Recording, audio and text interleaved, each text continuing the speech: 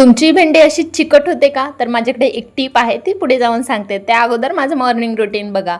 एका आईची सकाळची किती धावपळ होते हे तुम्हाला वेगळं सांगायला नको. तर शिवचं सगळं तयारी करून दिली, टिफिन बनवला, त्याला बसपर्यंत सोडवलं. त्यानंतर यांचा चहा बनवला, नाश्ता बनवला, एवढं सगळं केलं. त्यानंतर सगळं घरातलं काम सगळं आवरलं आणि माझं पण थोडंसं आवरलं. त्यानंतर मग झाली लगेच स्वयंपाकाची तयारी.